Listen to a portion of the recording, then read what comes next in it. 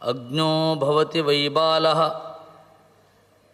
ಪಿತಾ ಭವತಿ ಮಂತ್ರದಃ ಅಗ್ನಂ ಹಿ ಬಾಲಮಿತ್ಯಾಹುಃ ಪಿತೇತ್ಯೇವ ತು ಮಂತ್ರದಂ.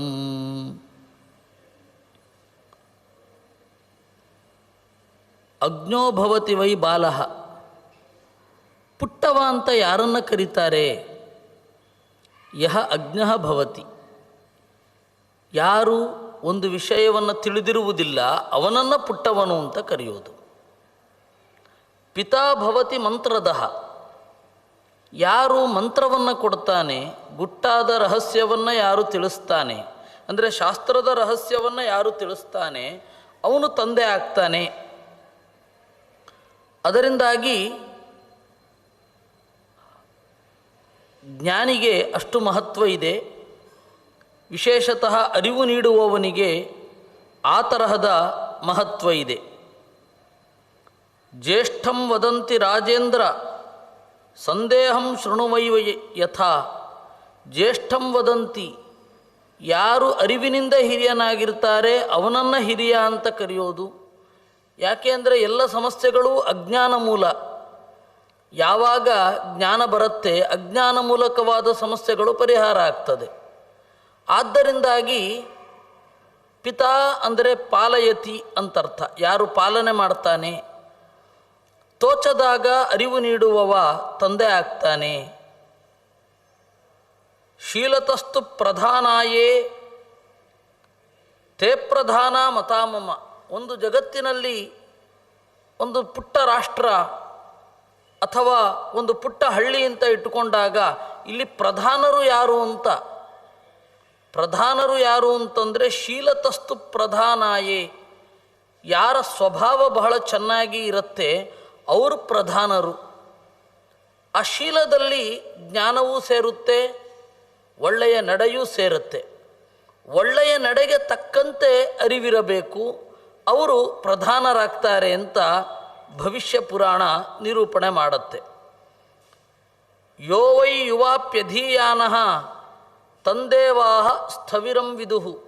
ಅವನು ಪುಟ್ಟವನಿರಬಹುದು, ಅಧ್ಯಯನದಲ್ಲಿ ತೊಡಗಿದ್ದ ಅಂತಂದರೆ ಅವನು ಮುದುಕ ಅಂತ ಹೇಳೋದು ಹಾಗೆ ಅಂತ ಪುರಾಣದ ಚಿಂತನೆ.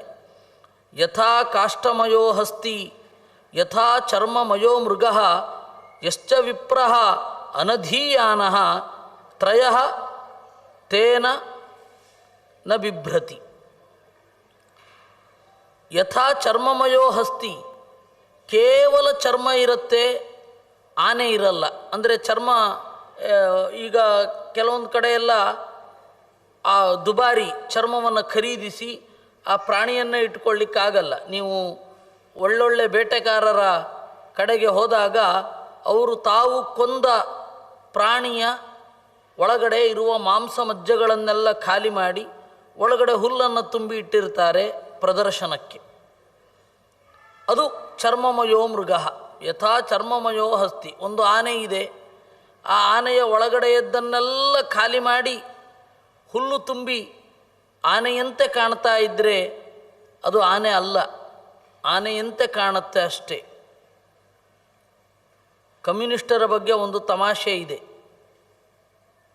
ಅನವಶ್ಯಕವಾದ ಖರ್ಚು ರಾಷ್ಟ್ರಕ್ಕೆ ಅಂತ ಹೇಳಿ ಅವರು ಬಹಳ ಖರ್ಚುಗಳನ್ನು ಕಡಿಮೆ ಮಾಡ್ತಾರೆ.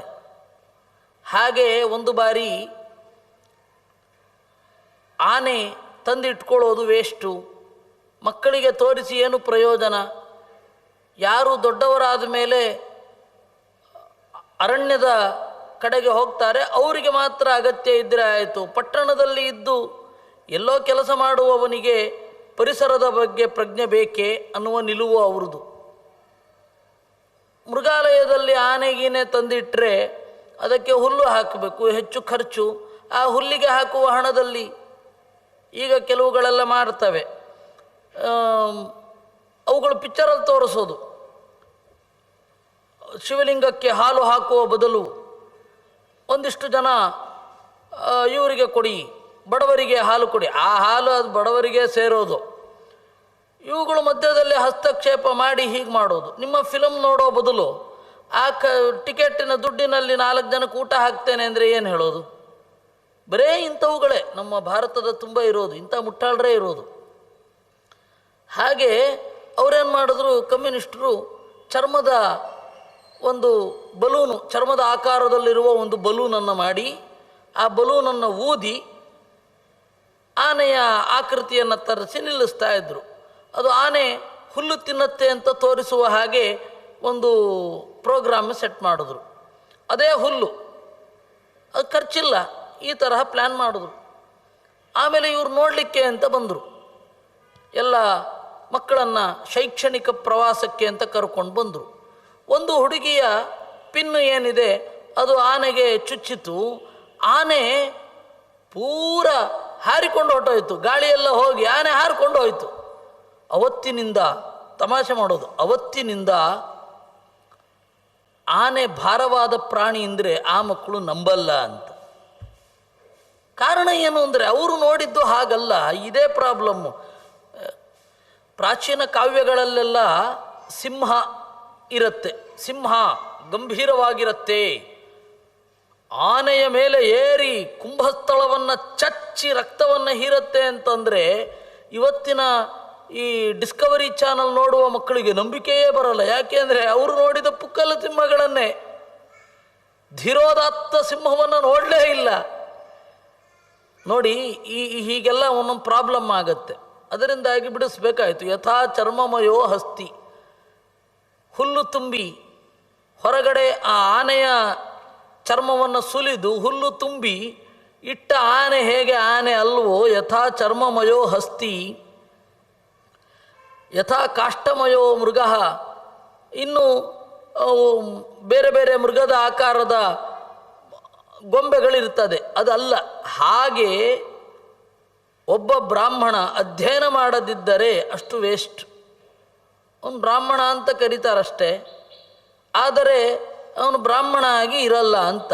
ಬಹಳ ಜನರಿಗೆ ಒಂದು ತಪ್ಪು ಕಲ್ಪನೆ ಇದೆ, ಬ್ರಾಹ್ಮಣರಿಗೆ ಎಲ್ಲ ಸೌಲಭ್ಯಗಳೂ ಇದೆ ಅಂತ ಎಲ್ಲರೂ ಅಂದುಕೊಂಡಿದ್ದಾರೆ. ಎಂತಹ ಭ್ರಮೆ ಗೊತ್ತಾ?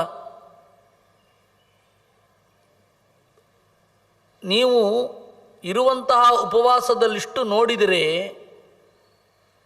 ಯತಿಗಳಿಗೆ ಬಿಡಿ, ಬ್ರಾಹ್ಮಣರಿಗೆ ಎಷ್ಟು ಕಷ್ಟ ಅಂತ ಹೇಳಿ ಗೊತ್ತಾಗತ್ತೆ. ಇದು ಹೊರಗಿನ ಜನತೆಗೆ ಗೊತ್ತಾಗಿಲ್ಲ. ಒಂದು ಸುಮ್ಮನೆ ಸಂಗತಿ ಹೇಳ್ತೇನೆ. ಕೃಷ್ಣಾಷ್ಟಮಿ ಉಪವಾಸ ಮಾಡಿ ಇಡೀ ದಿವಸ, ಮಾರನೇ ದಿವಸ ನವಮಿ ಪಾರಾಯಣ ಮಾಡಿ, ದಶಮಿ ಊಟ ಮಾಡಿ, ಮತ್ತೆ ನವಮಿ ಮತ್ತೆ ಏಕಾದಶಿ ಉಪವಾಸ ಮಾಡಲಿಕ್ಕೆ. ಏನಾದರೂ ವಿಷ್ಣು ಪಂಚಕ ಉಪವಾಸ ಹಿಡಿದ್ರಂತೂ 5 ದಿವಸ ನಿಟ್ಟು ಉಪವಾಸ, ಹೀಗೆಲ್ಲ ಇರುತ್ತೆ. ಅದರಿಂದಾಗಿ ಮತ್ತು ಬ್ರಾಹ್ಮಣರಿಗೆ ಅಧ್ಯಯನ ಬಹಳ ವಿಹಿತ. ಅದು ಅಧ್ಯಯನ ಅಂತ ಹೇಳಿದ್ರೆ ಆರಾಮ ಕುರ್ಚಿಯಲ್ಲಿ ಕುಳಿತು ಓದುವಂತಹ ಪುಸ್ತಕಗಳೇ ಅಲ್ಲ, ಅದು ಆ ತರಹದ ಗಹನವಾದ ಪುಸ್ತಕಗಳು. ಇದು ಇರೋವಂಥದ್ದು. ಇದು ಲೆಫ್ಟಿಸ್ಟ್ಗಳಿಗೆ ಆಮೇಲೆ ಬೇರೆಯವರಿಗೆ ಇದು ಗೊತ್ತೇ ಆಗೋದಿಲ್ಲ. ಅವರು ಯಾರೋ ಬರೆದು ಕೊಟ್ಟ ವಾದವನ್ನು ಓದೋದರಲ್ಲೇ ತೊಡಗಿದ್ದಾರೆ. ಬ್ರಾಹ್ಮಣರು ಶ್ರೇಣಿಯ ಮುಂಚೆ ನಿಂತು ಎಲ್ಲವನ್ನು ಬಹಳ ಲಾಭದಾಯಕವಾಗಿ ಮಾಡಿಕೊಂಡ್ರು ಅಂತ. ವಸ್ತುತಃ ಬ್ರಾಹ್ಮಣರ ಸ್ಥಿತಿ ಹಾಗಿಲ್ಲ. ನಾನು ಸಾಮಾಜಿಕ ಸ್ಥಿತಿ ಬಗ್ಗೆ ಮಾತಾಡ್ತಾ ಇಲ್ಲ, ಶಾಸ್ತ್ರ ಏನು ಹೇಳ್ತಾ ಇದೆ ಅನ್ನೋದ್ರ ಬಗ್ಗೆ ನಾನು ಮಾತಾಡ್ತಾ ಇರೋದು. ಶಾಸ್ತ್ರ ಏನು ಹೇಳ್ತಾ ಇದೆ? ಕೃಚ್ಛ್ರಾಯ ತಪಸೇ ವಾಪಿ. ಬ್ರಾಹ್ಮಣನ ದೇಹ ಇರೋದು ಯಾಕೆ ಅಂತಂದರೆ ಕ್ಷುದ್ರ ಕಾಮಾಯ ನೇಷ್ಯತೆ, ಕ್ಷುದ್ರ ಕಾಮಕ್ಕಾಗಿ ಅಲ್ಲ. ಕೃಚ್ಛ್ರಾಯ ತಪಸೇ ಚೈವ ಪ್ರೇತ್ಯ ಅನಂತ ಸುಖಾಯ ಚ ಅಂತ ಉತ್ಕಟವಾದ ಕ್ಲೇಶಕ್ಕಾಗಿಯೇ ಬ್ರಾಹ್ಮಣನ ದೇಹ ನಿರ್ಮಾಣ ಆಗಿರೋದು ಅಂತ. ಅದರಿಂದ ಬ್ರಾಹ್ಮಣರು ಬಹಳ ಸುಖವಾಗಿ ಬದುಕುವ ಹಾಗೆ ವ್ಯವಸ್ಥೆಯನ್ನು ಮಾಡಿಕೊಂಡಿಲ್ಲ. ಶಾಸ್ತ್ರ ಒಬ್ಬ ಬ್ರಾಹ್ಮಣನಿಗೆ ಯಾವ ಪರಿಯಾಗಿ ಶಿಸ್ತನ್ನು ಹೇಳಿದೆ ಅಂತಂದರೆ, ಆ ಶಿಸ್ತಲ್ಲಿ ಎಲ್ಲರೂ ಇರ್ತಾರೆ ಅಂತ ನಾನು ಹೇಳ್ತಾ ಇಲ್ಲ, ಆದರೆ ಇರುವವರು ಇದ್ದಾರೆ. ಅಧ್ಯಯನವನ್ನೇ ತಮ್ಮ ಉಸಿರಾಗಿ ಮಾಡಿಕೊಂಡುವವರಿದ್ದಾರೆ. ನಿರಂತರವಾಗಿ ಅಧ್ಯಯನ ಮಾಡ್ತಾ ಈ ಐಹಿಕವಾದ ಭೋಗಗಳನ್ನು ದೂರ ಸರಿಸಿದವರಿದ್ದಾರೆ, ಇಲ್ಲ ಅಂತಲ್ಲ. ಅದು ಶಾಸ್ತ್ರದ ತಪ್ಪಲ್ಲ, ಮತದ ತಪ್ಪಲ್ಲ, ಮತೀಯರ ತಪ್ಪು ಕೆಲವೊಂದಿರುತ್ತೆ. ಅದು ಎಲ್ಲ ಕಡೆಯೂ ಸಮಾನ. ಅದರಿಂದ ಒಬ್ಬ ಬ್ರಾಹ್ಮಣ ಬಹಳ ಕಟ್ಟುನಿಟ್ಟಲ್ಲಿ ಬದುಕಲಿಕ್ಕಿರುತ್ತೆ. ಯಶ್ಚ ವಿಪ್ರೋ ನ ಧೀಯಾನಃ ಅಂತ ಯಥಾ ಯೋಷ ಫಲ ಸ್ತ್ರೀಷು ಯಥಾ ಗೌರ್ಗವಿಚ ಫಲ ಯಥಾ ಚಾಜ್ಞೆ ಫಲಂ ದಾನಂ ತಥಾ ವಿಪ್ರೋ ನೃಚೋ ಫಲ. ನೋಡಿ, ಒಂದು ಹೆಣ್ಣು ತನ್ನ ಪ್ರಜನನ ಶಕ್ತಿಯನ್ನು ಕಳೆದುಕೊಂಡ ಮೇಲೆ, ಅವರು ದೊಡ್ಡವರು ಅಷ್ಟೇ, ವಯಸ್ಸಾದವರು, ನಮ್ಮಲ್ಲಿ ಹಾಗೆ ಕಲ್ಪನೆ. ಒಂದು ಹೆಣ್ಣು ತನ್ನ ಪ್ರಜನನ ಶಕ್ತಿಯನ್ನು ಕಳೆದುಕೊಂಡ ಮೇಲೆ ಅವರನ್ನು ಯೋಷ ಅಂತ ಪರಿಗಣನೆ ಮಾಡಲಿಕ್ಕಿಲ್ಲ. ಯೋಷ ಅಂತಂದರೆ ಸಂಸ್ಕೃತದಲ್ಲಿ ಬೆರೆಯುವವಳು ಅಂತ. ಯಥಾ ಯೋಷ ಫಲ ಸ್ತ್ರೀಷು ಯಥಾ ಗೌರ್ಗವಿ ಚಾಪಲ. ಹಾಗೆ ದನ ತೀರ ಮುದಿಯಾದ ಮೇಲೆ ಅದರಲ್ಲಿ ಹಾಲು ಇಲ್ಲ ಹೇಗೆ, ಹಾಗೆ ಯಥಾಚ ಅಗ್ನೇ ಅಫಲಂ ದಾನಂ. ಅಗ್ನನಲ್ಲಿ ದಾನ ಅನ್ನೋದು ಅಫಲ. ದಾನ ಮತ್ತು ಸಹಾಯ ಎರಡು ರೀತಿ ಇದೆ, ಎಲ್ಲರಿಗೂ ತಿಳಿಯಬೇಕಾದದ್ದು. ದಾನ ಮತ್ತು ಸಹಾಯ ಎರಡು ರೀತಿ.